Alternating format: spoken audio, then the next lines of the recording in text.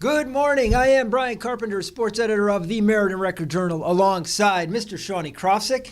Nice shirt, Sean. Thank you. And my man Peter Paguaga. Nice hat, Pete. Beats the Yankee one you usually wear.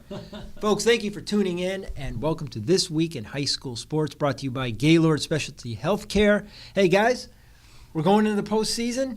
We got a lot to talk about this week. The girls' pairings came out. State Open Wrestling is today with some championship matches. I know you guys are going to be there. It's going to be a long day.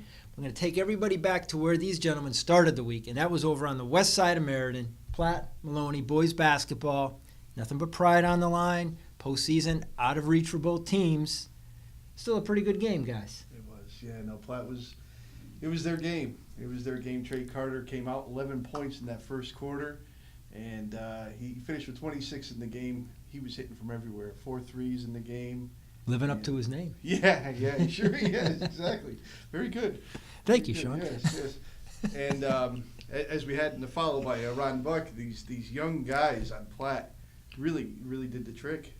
Vincent Martinez at 14, Romello O'Leary at 12, and 2 big runs, the 14-4 run to end this first half and a 13-1 to end the third quarter, and that was pretty much all she wrote. Yeah, I mean, seeing as the last time that they played, Platt was, in control for most of them. Maloney kind of came back. So even at halftime when Platt was leading, I was like, yeah, but we're going to see Maloney come. And Platt didn't let that happen. That 13-1 run at the end of the third kind of really solidified the game and put it away.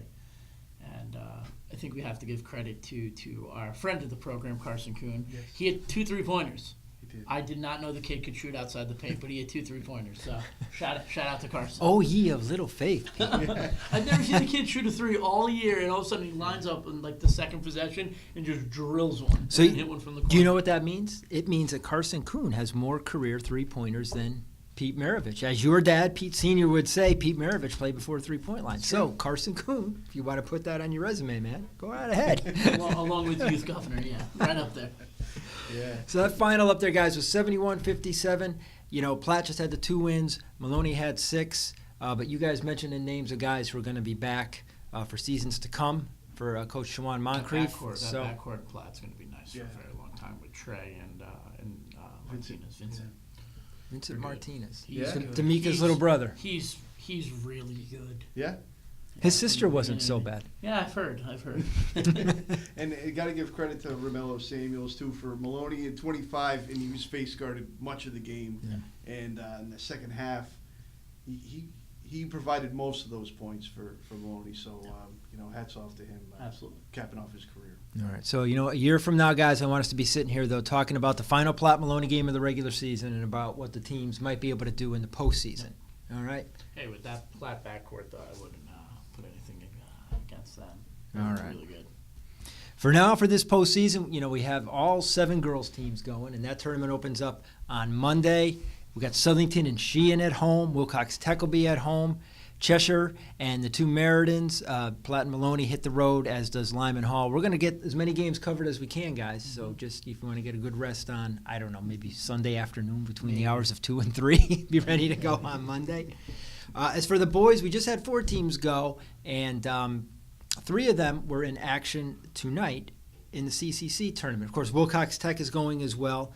They don't start their conference tournament until Monday. Tonight, we're taping this on Thursday night, as you probably were able to deduce. The CCC and SEC tournament started.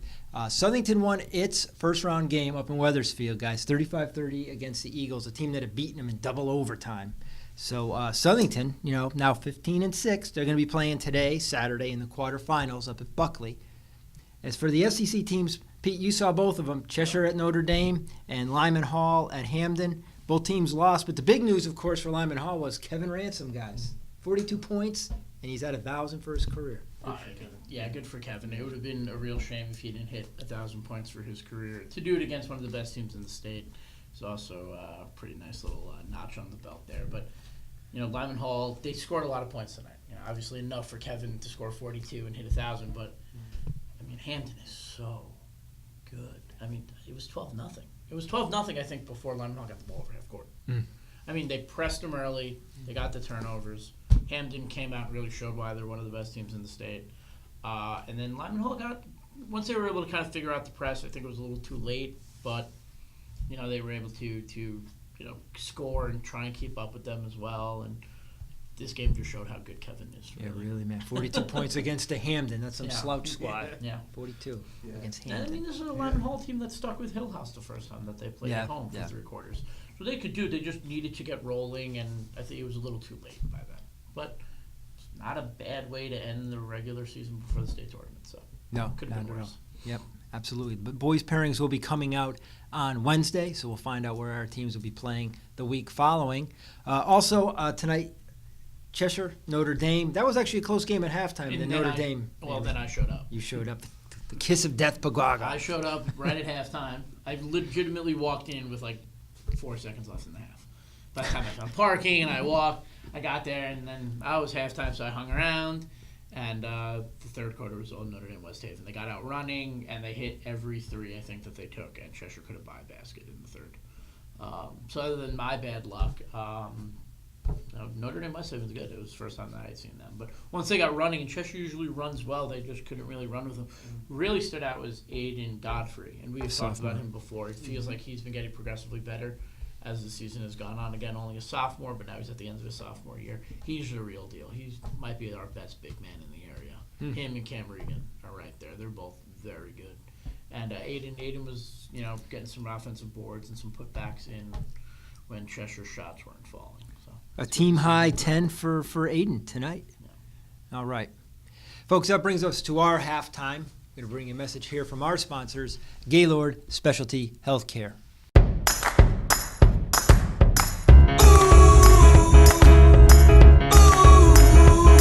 the music from your head to your toes to your shoes. Kick 'em off and take a deep breath and shake off the blues. This is a brand new day that you can pave the way because everything is possible. Shout and say, sing it up high, high, high.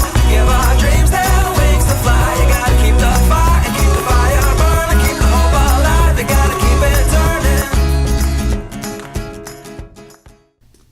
Thank you again to our sponsor, Gaylord Specialty Healthcare. We are very happy to have them aboard as a sponsor for this week in high school sports.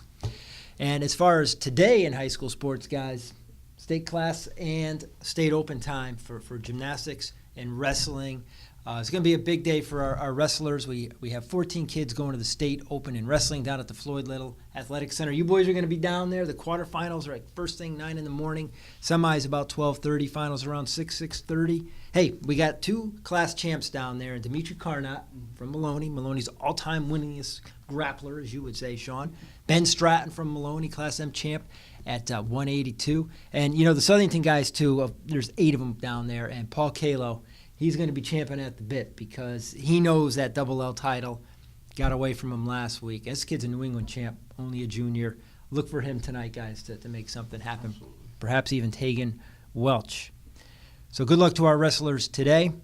Also, good luck to the Southington gymnastics team. They'll be at the Class L championship meet at Pomperog, and you guys caught up with them earlier this week on President's Day. Little matinee meet, huh? Yeah, it was good to see the Blue Knights this year. Obviously, it's a little bit of a down year, which is unusual to say. It's been probably a decade or more since Southington has had a losing record, but this was a tough one against Farmington. They lost 132.9 to 132.55. Close, very close margin. The problem with Southington this year is they've been hurt for most of the year, and they don't have the depth that they had in the past. So they relied really on Rachel Williams to lead the team, and she entered the season with 2 badly sprained ankles. Ooh. And she's just back in the regular form, and she won the all-around against Farmington. Well, she was Southington's top scorer anyway. And Natalie Reeves, freshman, has really emerged this year in Rachel's absence. She's been their top all-around girl for Southington this year, and shows it's going to be a pretty bright future for her. Yeah, it was a very young team. This Reeves girl, if I remember your story correctly, Sean, she led the team in scoring in the 5 previous meets. Yeah. No, she's emerged. And the other senior captain, too, is Lexi Rothstein. Yep. And she's been around all 4 years, and a lot of them, the championship teams and everything like that. But they're expecting to get their highest score on Saturday. today here against Today. at the Class L tournament. I know Greenwich and Trumbull are really kind of literally head and shoulders above everyone else, but it's a good way for Southington to go out strong on this season. Everybody's healthy. The seniors, good way to cap their career. Maybe we'll get some girls in the Open next week. So good luck to Coach Kim Ballancourt and her Lady Knights today in Southbury. All right, you know what that brings us to, Pete? Yes, it brings us over to the frozen pond, baby, to hockey. Now, we did a lot of Cheshire and Hall-Southington this week. We're going to have a lot of Lyman Hall and Cheshire again next week because they both made the SEC/SWC Division III tournament. And they have a doubleheader on Wednesday at the Milford Ice Pavilion. Cheshire in the first game, right, against Hand. Yep. And then Lyman Hall against BBD. Yeah, so nice little doubleheader, and we're looking at a round 3. Jokingly with Sheehan's Tyler Robertson, we've been going with the Star Wars riff. So it'll be episode 3. Probably going to say Return of the Trojans, and Sheehan won the last time. But, I mean, I they don't have know, to man. get through Wednesday first. I know, but she's Tyler Robertson, the dude who's playing basically on one leg. The Willis Reed game for sure. Sheehan's Tyler Robertson. And he, 3-2 win over Lyman Hall in that rivalry game. Yeah, we could have a third go-round between the Trojans and We could even Titans. have a fourth go-around, because I'm pretty Yeah, sure it's if true. the season ends today, they can meet in the second round of the state tournament, which I don't think anybody wants. I think everyone wants them to meet in Ingalls for the semis or the finals. that'd be And nice. by everyone, I mean me, because it would actually be pretty wild to see how packed Wallingford could pack out Ingalls, because I think they could. Oh, yeah.